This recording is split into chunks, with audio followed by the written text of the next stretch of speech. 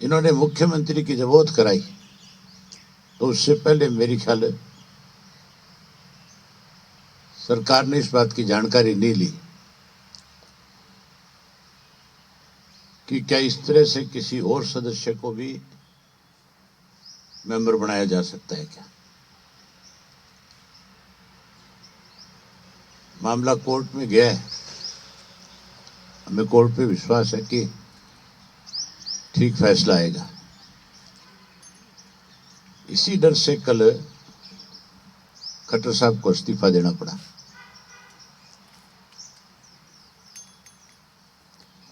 दूसरा, ये जो कहते ना कि हमने जेजेपी को हमारे से अलग किया है, अलग नहीं किया, ये भी एक आपस में मिली भगत है। अगर अलग होते जेजेपी के लोग तो फिर जेजेपी की तरफ से जो विप जारी किया गया था उस विप में यह लिखना चाहिए था कि 10 के 10 मेंबर हम मौजूद रहेंगे और मौजूद रह करके सरकार के खिलाफ मतदान करेंगे। उन्होंने तो विप इस तरह का जारी किया कि अगर इन पे कोई संकट भी आ जाता तो भी इनको कैसे बचाया जाए, कि 10 के 10 बाहर रहेंगे, कोई अंदर नहीं जाएगा। ये आज भी लोगों का बेवकूफ बना रहे हैं, आज भी एक दूसरे से मिले हुए हैं।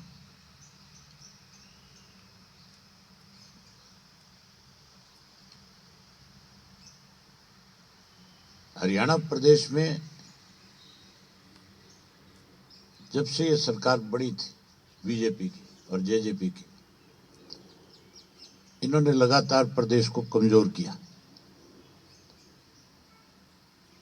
इन्होंने बेरोजगारी बढ़ाई,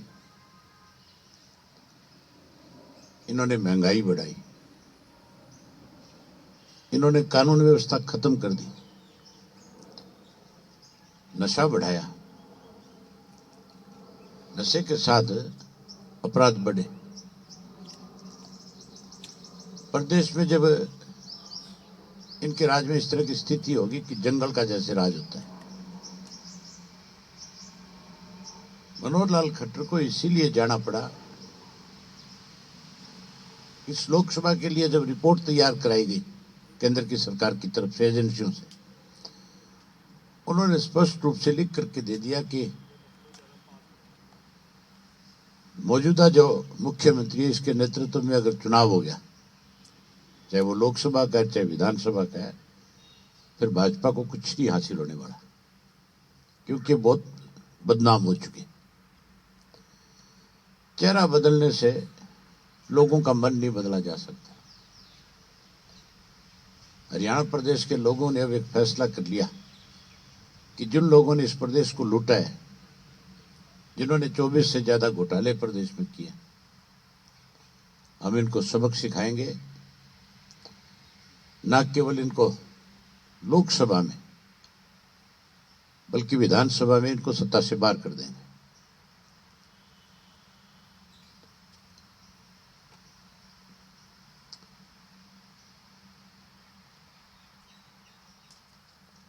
जहां ये सत्ता से बाहर हो जाएंगे, वहीं उसके साथ साथ लोगों का एक और भी फैसला है, कांग्रेस को भी सत्ता से दूर रखेंगे अब की बार, क्योंकि कांग्रेस के लोगों में भी आपस में बहुत बड़ी फूट है, बहुत बड़ा विवाद और झगड़ा है। बड़ी हैरानी की बात है, मैं एक बात आपको हमेशा कहता हूं कि अब ऐसा एक समय आ गया, जो नई जनरेशन है, पढ़े लिखे बच्चे जो हैं, उनको राजनेताओं पे भरोसा नहीं रहा। अब वो राजनेता को नजदीक से पहचान चुके कि कितने स्वार्थी हैं। जब से लोकसभा के चुनाव की फुरसुराहट हुई है, आप देख नहीं रहे रोजाना किस तरह से नेता जो है पाले बदल रहे हैं। जिसको बीजेपी में टिकट नहीं मिल रहा वो कांग्रेस में जा रहा है, जिसको कांग्रेस में नहीं मिल रहा वो बीजेपी की तरफ भाग रहा है। या किसी और पार्टी की तरफ जा रहा है। ये जो स्वार्थी किस्म के लोग जो है, जो इस तरह से समय समय पे अपने आप को बदलते हैं, उसकी वजह से राजनीतिक लोगों से भरोसा लोगों का उठता जा रहा है।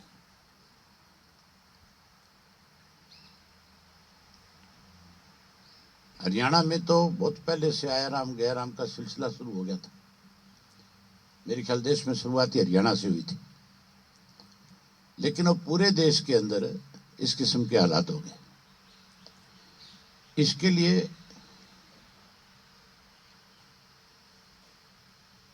इलेक्शन कमीशन को भी और जो चुनी हुई सरकारें हैं उनको कानून बनवाना चाहिए एक,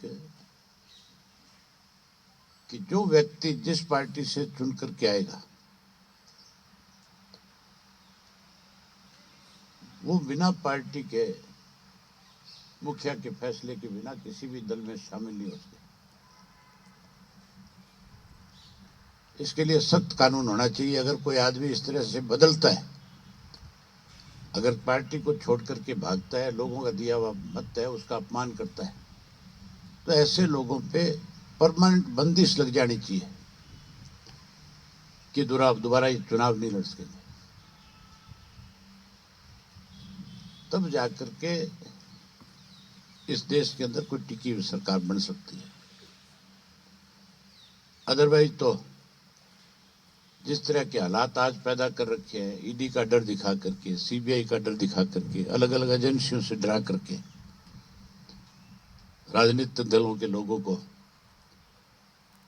मजबूर करते हैं, फिर ये सारी चीजें खत्म हो जाएगी।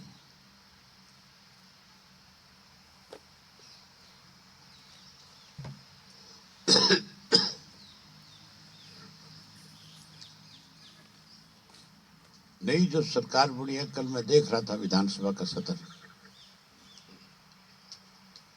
हमारे मुख्यमंत्री को जो नए बने हैं उनको तब तक इस बात का विश्वास ही नहीं है बेचारों को कि वो मुख्यमंत्री बन गए क्या। क्योंकि कल बारी बारी से एक ही बात रिपीट कर रहे थे, मनोहर लाल खट्टर को बारी बारी मुख्यमंत्री से संबोधित कर रहे थे, और खट्टर साहब भी कल ये महसूस कर रहे थे कि तो अब तक मुख्यमंत्री है, इसलिए बीच बीच में खड़े भी हो रहे थे, कई दफा खड़े हुए मेरे ख्याल।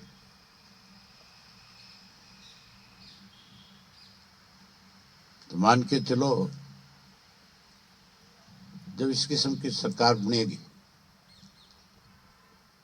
तो वो फिर केवल अपने तक सीमित रह जाएंगे। प्रदेश के बारे में कल मुख्यमंत्री ने कोई ऐसी बात नहीं कही जिससे लोगों को ये लगे कि कोई नई सरकार बनी है, कोई नया मुख्यमंत्री बना है, जिसकी वजह से आने वाले समय में जो आज हमारे प्रदेश की दिक्कतें हैं, जो आज हमारे सामने मुश्किल है, ये खत्म की जा सकती है। एक बार भी मुख्यमंत्री की तरफ से ये नहीं कहा गया था कि मैं कानून व्यवस्था को दुरुस्त करने का काम करूं। एक बार ये नहीं कहा गया कि मैं भ्रष्टाचार के ऊपर जो पुरानी हमारी सरकार ने फैसले लिए उस पर कायम रहूंगा। एक बार उन्होंने हाउस में ये विश्वास नहीं दिलाया कि मैं बेरोजगारी को दूर करने का काम करूंगा। जो कोई मुख्यमंत्री बनता है उसकी ये जिम्मेवारी होती है कि सबसे पहले कानून व्यवस्था पे अपनी बात रखे।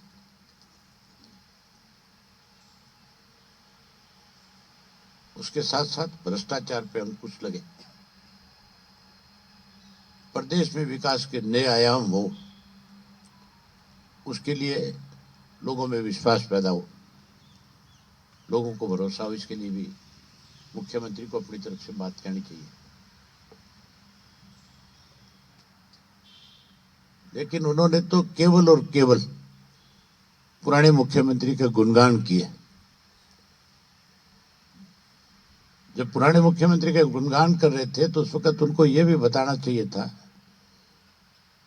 कि मुझे जिस पद पे जिम्मेवारी दी गई है उसके साथ 24 घोटाले हैं जिनकी मुझे जांच भी करानी है। जो इस विधानसभा के अंदर आश्वासन दिए गए थे, अब मैं उनकी जांच कराऊंगा, उनकी रिपोर्ट पटल पे रखूंगा, दूध का दूध पानी का पानी करूंगा, लोगों के साथ न्याय करूंगा। लेकिन नहीं, वो तो उसी पुरानी परंपरा को निभाने का काम कर रहे थे।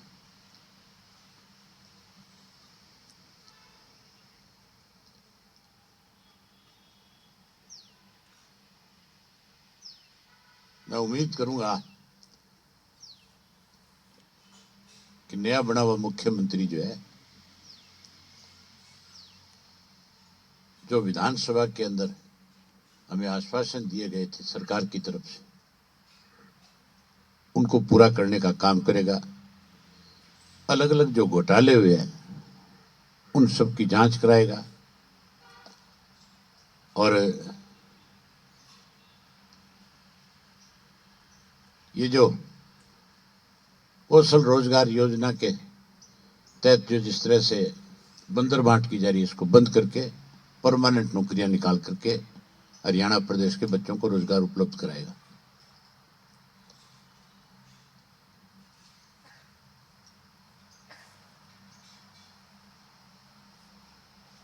आपके माध्यम से मुख्यमंत्री से यही कहना चाहूंगा कि आप एक ईमानदार व्यक्ति के रूप में काम करें, प्रदेश के साथ न्याय हो, इसके लिए राजनीति से ऊपर उठ करके लोगों की दिक्कत कठिनाई जो है, इस भ्रष्टाचार को, इस कानूनी व्यवस्था को ठीक करने में, बेरोजगारी को ठीक करने में, इस पे ध्यान दें।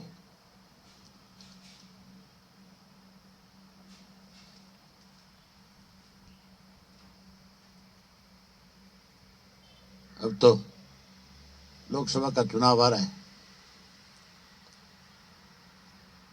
और बहुत सारे लोगों ने इस किस्म का प्रचार भी किया है। खास करके कांग्रेस के लोग एक प्रचार में लगे हैं। दीपेंद्र हुड्डा जो है वो आजकल अपने आप को बहुत बड़ा नेता समझता है। मैंने उसका बयान पढ़ा था, वो कह रहा था कि लोकदल तो वोट काटने के लिए उम्मीदवार खड़े करेगी। उससे ये पूछने वाला हो, इलाहाबाद में जब मैं चुनाव लड़ रहा था, बाई इलेक्शन, तो वोट काटने के लिए कौन गया था? कांग्रेस गई थी कि नहीं गई थी? जमाना जब्त हुई कि नहीं हुई?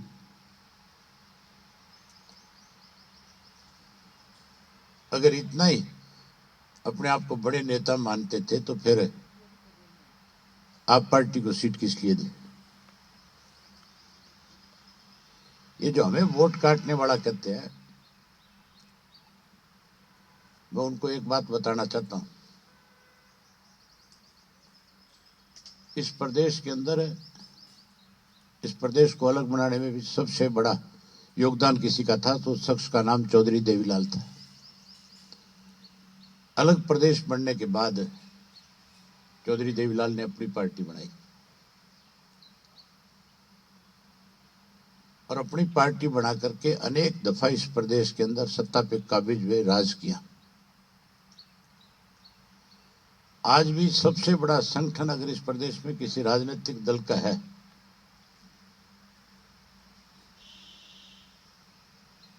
तो वो इंडियन नेशनल लोकदल पार्टी का है। हमने अभी ताजा नई मेंबरशिप बनाई है। मैं आपकी जानकारी के लिए बताना चाहूंगा, 5 लाख नए मेंबर हमारी पार्टी के साथ अब तक बढ़ चुके हैं और हमने औरों की तरह जो है टेलीफोन पे जरिए मिस्ड कॉल नहीं मरवाई। हमने बाकायदा तौर पे बूथ के सतर के ऊपर, हर बूथ के ऊपर कहीं 50 मेंबर, कहीं 100 मेंबर तक भी बढ़ाए। उनमें एक सक्रिय मेंबर बनाया और उसके साथ 20-20 उसके और साथी बनाए। और 5 लाख मेंबर बढ़ने के बाद अब भी लोगों की तरफ से डिमांड आ रही है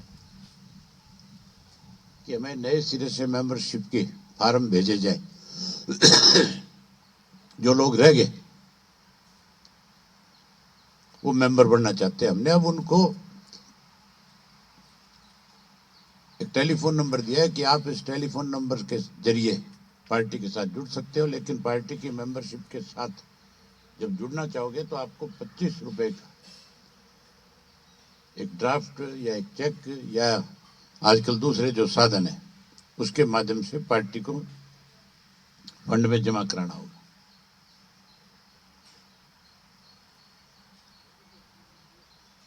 मैं जो बता रहा था कि जिन दो लोग इस तरह की अफवाहें फैला रहे हैं, मैं उनको एक बात बता देना चाहता हूं। हम 10 की 10 सीटों पे चुनाव लड़ेंगे। हमने इसके लिए एक 5 मेंबरी कमेटी का गठन किया था और उस 5 मेंबरी कमेटी को यह जिम्मेवारी दी थी कि वो 10 के 10 लोकसभा क्षेत्र में जाएं और वहां जाकर के सारे साथियों से मिलकर के पूछे कि भी कौन कौन चुनाव लड़ने की इच्छुक है। हमारे पास लोगों की तरफ फर्जी नहीं। कांग्रेस वाले कहते हैं कि हमारे पास तो एक एक लोकसभा क्षेत्र से 50-50 नाम आ गए। नाम तो 50 बताते हैं, टिकट लेने वाला कोई है ही नहीं। सबसे पहले तो हुड्डा भाग्या सोनीपत से, भाग्या नहीं भाग्या। शैलजा जी चली गई, उन्होंने कह दिया मैं भी लोकसभा का चुनाव नहीं लड़ती। कैप्टन अजय यादव कहता है मैं भी नहीं लड़ता। तो फिर लड़ने वाले कौन है? हमारे यहाँ गुड़गांव का लोकसभा जो है उसमें 10 आवेदन आए हैं और मैं बहुत दावे के साथ ये कह सकता हूं कि गुड़गांव की सीट के ऊपर लड़ाई इंडियन नेशनल लोकदल पार्टी और बीजेपी के बीच में रहेगी। कांग्रेस का भी सुपड़ा साफ होगा, जेजेपी तो शून्य पे आ जाएगी। उसका तो जिक्र करना भी गलत है। फरीदाबाद में हमारे पास 13 लोगों के आवेदन आए, भिवाड़ी में 9 के आए हैं। भिवाड़ी की सीट का भी मैं दावे के साथ कह सकता हूं कि फाइट हमारी रहेगी। नतीजा क्या निकले मैं लोगों की तरह झूठे दावे तो नहीं कर सकता, लेकिन यह कह सकता हूं कि चुनाव के नतीजे जब आएंगे तब आप सब लोग कहोगे कि हमें भी उम्मीद नहीं थी। रोहतक से 10 लोगों के नाम आए हैं, सोनीपत से 6 लोगों के नाम आए हैं, करनाल से 7 के आए हैं, अंबाड़ा से 11 के आए हैं, कुरुक्षेत्र के 9 के आए हैं। कुरुक्षेत्र की सीट भी इंडियन नेशनल लोकदल पार्टी जीतेगी। ये सारे इकट्ठे हो जाएंगे फिर भी जीतेंगे। सरसा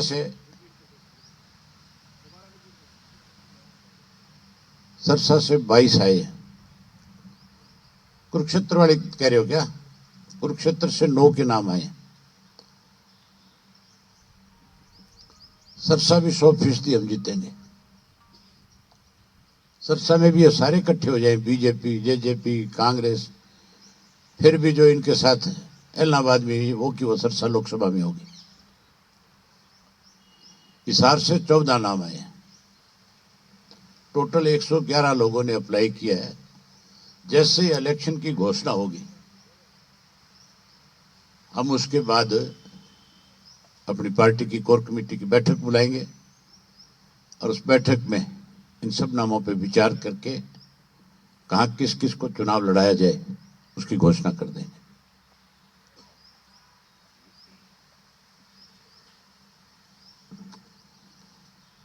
चौधरी देवीलाल ने हमेशा प्रजातंत्र पे विश्वास किया।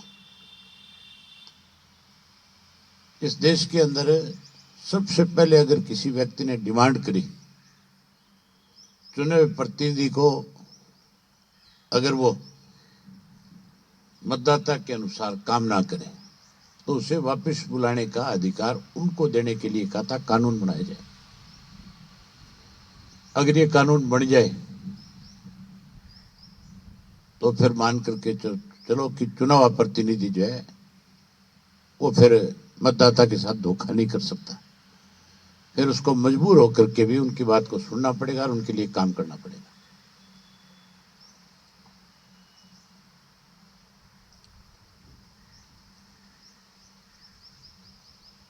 कोई आपकी तरफ से कुछ पूछना हो तो साथ कोई गठबंधन का फैसला किया है कि नहीं लोगों ने? कोई गठबंधन का फैसला? बीजेपी के हरियाणा के 6 उम्मीदवार उतार दिए, मनोहर लाल विधायक से इस्तीफा देकर आप लोकसभा के रण में क्या कहेंगे? अभी तो चुनाव की तारीख तय नहीं हुई, और मैं एक बात जरूर कह सकता हूं, मनोहर लाल खट्टर जी के लिए चुनाव आसान नहीं है। पिछले 5 वर्ष में सबसे ज्यादा एंटी इनकम्बेंसी अगर किसी व्यक्ति विशेष की हुई है तो मनोहर लाल खट्टर की हुई है, और इसलिए हुई है कि इस प्रदेश को जो लोग लूट रहे हैं सत्ता में बैठ करके, उन सबको संरक्षण मनोहर लाल खट्टर ने दिया मुख्यमंत्री के तौर पे। केवल का तो ये था कि मैं भ्रष्टाचार सहन नहीं करूंगा, गीता पे भी हाथ रखा। बड़ी शर्म की बात थी कि मुख्यमंत्री को गीता पे हाथ रख करके हाउस में ये कहना पड़ा कि मैं भ्रष्टाचार पे रोक लगाऊंगा। अगर गीता पे हाथ रख करके इस बात की सौगंध खानी थी तो जब मुख्यमंत्री पहली बार बना तब क्यों नहीं खाई? जाते जाते किस लिए खाई? सिर्फ ये दिखाने के लिए कि भी मैं ईमानदारी के साथ प्रदेश के मुख्यमंत्री के रूप में काम कर रहा हूं। जबकि इनके मुख्यमंत्री काल में सबसे ज्यादा बड़े घोटाले हुए। सबसे पहला घोटाला धान का हुआ था, और वह धान घोटाला आज भी ज्यों का त्यों है। नमी के नाम के ऊपर 250 रुपए से 300 रुपए पर क्विंटल के किसान के खाते से काट लिए जाते हैं, और उसके साथ धोखा क्या किया जाता है? अगर मान लो मैं मेरा 50 क्विंटल धान बेच करके आया हूं, तो मुझे वो जो 250 रुपया काटा जाता है नमी का, वो उस जे फार्म में लिख करके देते हैं कि नमी के नाम पे नहीं लिखा जाता उसमें। वो कहते हैं कि आपको कैश दे दिया, और किसान मजबूर हो जाता है क्योंकि उसे अपना पैसा लेना होता है। वो पैसा कटवाता है और वो कैश उसके ऊपर लिख करके दे देते हैं, और वो चुपचाप उसको लेकर के आ जाता है। इससे बड़ी लूट नहीं हो सकती। हमारी सरकार बनने के बाद हम इसकी जांच कराएंगे, और जो लोग दोषी है इसके, उनके खिलाफ बहुत सख्त कार्रवाई करेंगे। ये पैसा किसान से जो लूटा गया है, ये किसान का पैसा किसान के खाते में फिर जमा कराएंगे ताकि उस किसान के साथ न्याय हो।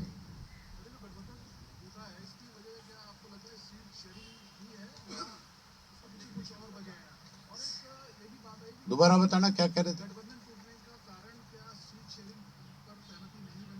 ये पैसे के बंटवारे का रोड़ा है। ठगों का गिरोह था, लुटेरों का गिरोह था, जो दोनों हाथों से इस प्रदेश को लूटने में लगे हुए थे। झूठ बोलता है, ये भी एक झूठ है, लोगों को गुमराह करने वाली बात है। कोई भी राजनीतिक व्यक्ति अगर उसको ये एक ऑफर दी जाती है तुम रोहतक से लड़ लो जाकर के, तो वो तो 1 मिनट लगाता, वो तो छोड़ना ही नहीं चाहता। तो ये तो धक्के मार के निकाले गए हैं। पुरानी कहावत है, बोले हम तो डूबे सनम, तुम्हें भी ले डूबे, मनोहर लाल को भी ले डूबे।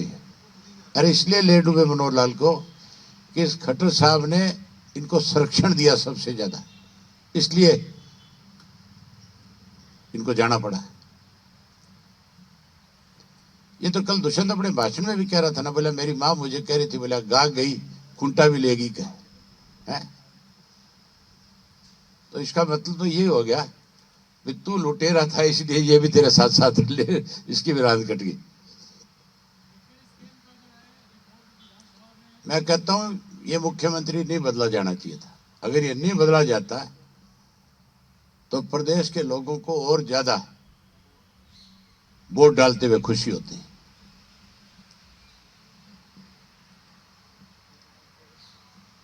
क्या कह रहे थे आप?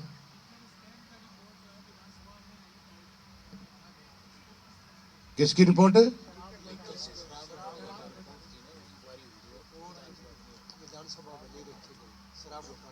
अकेले शराब घोटाले की नहीं, मुख्यमंत्री ने धान घोटाले में कमेटी बनाई थी मेरी और भूपेंद्र हुड्डा की। मैंने अपनी तरफ से रिपोर्ट सबमिट करी थी, उसके ऊपर कोई कार्रवाई नहीं हुई। शराब घोटाले पे कोई कार्रवाई नहीं हुई। कोऑपरेटिव का जो घोटाला था उसमें तो मुख्यमंत्री कैसे घोटाला करने वालों को बचा रहे थे। मनोहर लाल खट्टर जी कह रहे थे कि 8 करोड़ का है, और जबकि उसी की डिपार्टमेंट में विजिलेंस वाले वो ये कह रहे हैं कि 100 करोड़ का है। तो इसका मतलब है डिपार्टमेंट तो फेल हो गया। मुख्यमंत्री अगर ये कह रहा था तो फिर डिपार्टमेंट तो खत्म हो गया। उसके अलहदा रजिस्ट्री घोटाला हुआ, उसकी जांच नहीं हुई। पेपर लीक घोटाला हुआ, उसकी कोई जांच नहीं हुई, कोई रिपोर्ट नहीं आई। हर चीज का आश्वासन आया, लेकिन कोई भी चीज सामने नहीं रखी गई। 22 नहीं, 30 बार पेपर लीक हुए। अब जेजेपी के टूटने की बात है, 5 एमएलए तो वहाँ आ ही गए थे, तो क्या लग रहा है कि 2 बचेंगे माँ बेटा, उनमें भी रोड़ा पड़स गए। वहां भी इस बात का झगड़ा होगा कि किसकी वजह से सारा कुछ हुआ। जो लोग किसी के साथ गद्दारी करें, लूट और झूठ की दुकान ज्यादा दिन नहीं चल सकती। जो किसी के साथ गद्दारी करेगा, धोखा करेगा, विश्वासघात करेगा, कहते हैं ना, देर है अंधेर नहीं है, परमात्मा है। इन्होंने चौटाला साहब के साथ धोखा किया, उनकी पीठ में छुरा घोंपा, उनसे गद्दारी करी। हरियाणा प्रदेश की जनता के बीच में ये जाकर के कह करके वोट लिया था कि हम मनोहर लाल खट्टर को सत्ता से पार करेंगे, बीजेपी को जमुना पार करेंगे। उनकी गोद में जाकर के बैठे। इन्होंने कहा कि चौधरी देवीलाल की नीतियों को आगे बढ़ाएंगे, उनकी नीतियों को गिरवी रखा। उसी का नतीजा है कि आज इनको जहां सत्ता से बाहर होना पड़ा है, वहीं उसके साथ साथ सत्ता से बाहर मतलब कोई ये नहीं गठबंधन से बाहर हुए, इनको तो लात मार के निकाला है। ये तो इस्तीफा दे ही नहीं रहे थे। इनसे पहले इस्तीफे की कही गई थी कि तुम इस्तीफा दे दो। इनको तो इससे ज्यादा बेइज्जत क्या होगा कोई ये व्यक्ति जिसको साफ तौर पे कह दिया कि एक टिकट नहीं देंगे आपको। फिर गठबंधन किस चीज का है जब एक टिकट नहीं देंगे? जिनके बलबूते पे सरकार चला रहे हो, अगर उनको टिकट ना दे तो इसका मतलब इनमें बहुत बड़ी बड़ी कमियां थी। इनको तो कहा था तुम छोड़ करके चले जाओ, लेकिन ये छोड़ करके नहीं जा रहे थे। इनको तो आखिर उनको निकालना पड़ा। अभी आप देखना, ये जेल की सलाखों के पीछे भी जाएंगे। इनके यहाँ ईडी भी आएगी, इनके यहाँ सीबीआई भी आएगी, इनके यहाँ बहुत कुछ होगा।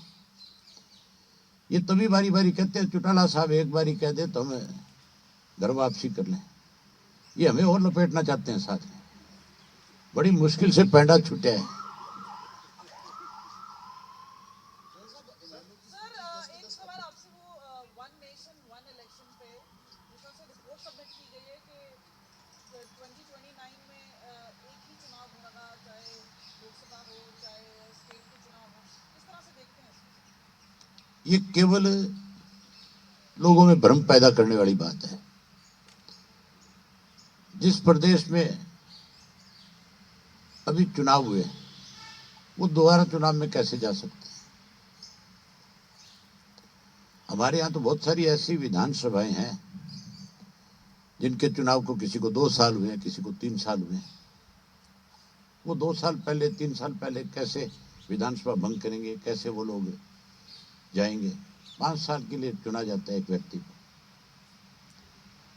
किसी संकट की वजह से तो सरकार टूट सकती है, लेकिन किसी भी चुनी हुई सरकार को आप जो है मजबूर नहीं कर सकते। प्रजातंत्र कहाँ रह जाएगा फिर? इसके लिए लोकसभा में बिल आएगा, सारी विधानसभाओं में बिल जाएंगे। कौन कौन विधानसभा इस बात को मानती है? यहाँ कोई एक राजनीतिक दल का राज थोड़ा ही है। ये कोई अमेरिका वाला सिस्टम थोड़ा ही है, कोई रशिया वाला सिस्टम थोड़ा ही है कि जो फैसला राष्ट्रपति ले लेगा उसको मानना पड़ेगा। यहाँ 2 पार्टी सिस्टम थोड़ा ही है। यहाँ तो अनेक ऐसे क्षत्रिय दल हैं जिनकी अपनी सरकारें हैं, वो सेंटर की किसी चीज को थोपी हुई को क्यों स्वीकार करेंगे? ये पॉसिबल नहीं है। ये तो 4-5 लोगों को इन्होंने काम देना था, उनको कोई तनख्वाहें देनी थी, गाड़ी घोड़े देने थे, दफ्तर देने थे, उनको राजी करना था, इसके लिए बना दिया इन्होंने।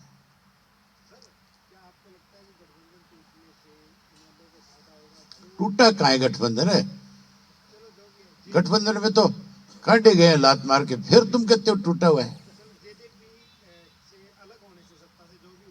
जेजेपी अलग नहीं हुई, फिर आप पत्रकार नहीं हो। जेजेपी कहाँ अलग हुई है? वो तो कल भी बेचारे कह रहे थे हम तो धर्म निभा रहे थे, धर्म निभा रहे थे। हैं? तो क्या आपको उम्मीद है आगे भी कोई धर्म निभाएंगे? मैं राजनीति फायदे और नुकसान के लिए नहीं करता। इंडियन नेशनल लोकदल पार्टी की जो राजनीति है वो केवल लोगों की मदद करना है। हम सत्ता के लिए राजनीति नहीं कर रहे। लोगों के साथ सरकार किसी किस्म का जब अन्याय करती है तो केवल इंडियन नेशनल लोकदल पार्टी है जो उनके बीच में जाकर के खड़ी होती है। सरकार किसी की भी है, लोगों के दिलों पे आज भी राज इंडियन नेशनल लोकदल पार्टी का है। आप किसी कार्यकर्ता से, किसी भी पार्टी वाले से जाकर के पूछ ले कि सम्मान और इज्जत किस कार्यकर्ता का इस प्रदेश में। आज भाजपा का कार्यकर्ता, उससे पूछो कि तेरी कितनी सुनवाई है, और उससे ये भी पूछो कि इंडियन नेशनल लोकदल पार्टी का कार्यकर्ता किसी दफ्तर में जाता है तो उसकी कैसे मान और सम्मान किया जाता है उसको। भले हमारा काम ना करे कोई, लेकिन किसी की ये हिम्मत नहीं है कि हमारे कार्यकर्ता का कोई अपमान करे।